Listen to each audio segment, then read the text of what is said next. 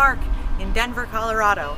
And some of you, like me, might have been 14 or 15 in the late 90s and watched a show called Scariest Places on Earth, hosted by Linda Blair.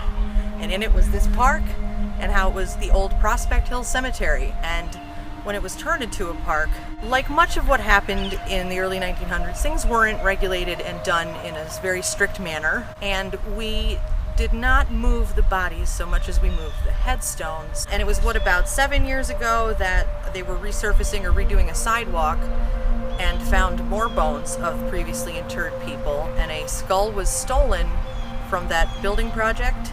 That's really bad. So a forensic analysis was done on the bones that were found from this But we couldn't do much because what the main goal was to try and tell ancestry, because it seems to be the Jewish part of the cemetery was left, and Chinese. So a lot of the families claimed the bodies and paid themselves. There was, and I remember reading there might have been some state money, but it was all the white people, and it was all the Christians. So if you weren't white and Christian, then you were left. And the skull was found first, and someone saw it and just walked away with it. So, Cheesman Park. So this was added in 1999, and they probably found a lot of bones at this time too, I would imagine. This is one of those bucket list locations that I had seen on TV years ago. And that episode of Scariest Places on Earth scared me for a long time. Because at the time, I believed everything about that episode. And I'm very lucky that my friend Amanda lives in Denver, Colorado, where this park is. The park itself actually opened in 1907, and it was Prospect Hill Cemetery. The original cemetery opened in 1858, and the first burial was the next year. Families were given 90 days to move the bodies of their loved ones. If you couldn't make it in that time, people stayed. And only if you could afford it did the loved one get moved. Around 5,000 bodies in this property remained unclaimed.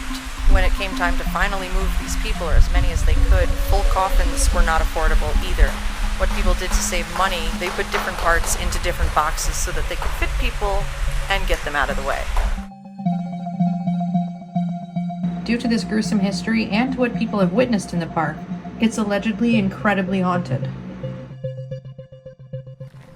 These people live on the edge of an old cemetery. Yeah, they do. It's like the buildings on the edge of Greyfriars Kirk, right up against the wall. Then we were just like, you know what you see out your window? I remember all those fun conversations. Because that's what we talk about. Well, here's some kind of... Yeah, I was just gonna say, this looks a little not even. Well, if there's anybody here who wants to say something to us, I have a device in my hand you can talk to if you can hear me. This was all a cemetery.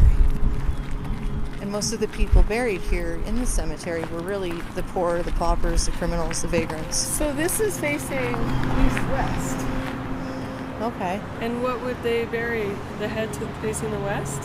Head toward the west, feet to the east, or vice versa? I don't know. I don't feel like it was north-south. So these are it goes in the right direction for them to be possible. Yeah. Plots of earth that where this where it was is disturbed. South, north-south. So it doesn't make sense that would be, because I feel like they bury bodies east-west. East-west. Something I'd have to Google. Cute little fence back there. Oh, look at that door. Wow. And then we just planted trees, and there are people under here. There are people didn't they just say that under they planted here. Trees on this side? Yep, they left them. Oh, are these leftovers? I mean, these are huge. These would have to be the original trees that they put over here. Just add a couple more pretty little trees right there. And this is what the park keeps doing, is planting trees. And see, it kind of undulates a little here. A little. Yeah. Well, this looks like there's some sprinkling or something. Yeah. Just trying to remember all my forensic and archaeology. Oh boy. Notice what's been disturbed, different foliage all of a sudden. Mm-hmm. But it's been long enough that the foliage would be back to normal in the areas that they removed the bodies.